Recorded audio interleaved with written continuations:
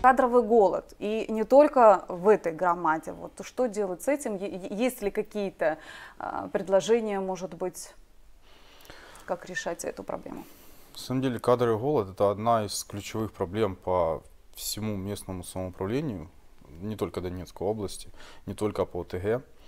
Но ОТГ это особенно ярко выражено по той причине, что сельские поселковые советы небольшие, которые до этого имели ограниченное число полномочий, получили весь тот широкий спектр, который имеет города областного значения. Там, Краматорске около 300 членов сотрудников городского совета, да, и они выполняют весь этот функционал. А теперь в Андреевке, которая до этого работала там около 10 человек, должны выполнить тот же спектр.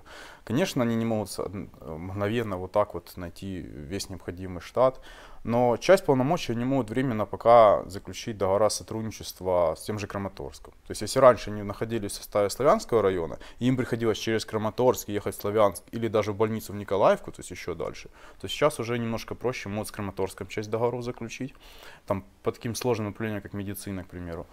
Ну и, конечно, все равно готовить своих кадров. Наша программа ЮЛИТ, она до 2020 года на постоянной основе проводит обучение сотрудников исполкомов практически по всем направлениям. Ну, в первую очередь юристы, земельные вопросы, финансовые в первую очередь и стратегического развития. А чем мотивируете? Чем мотивируем? Сами мотивируются. Заявки на месяца вперед приезжать учиться.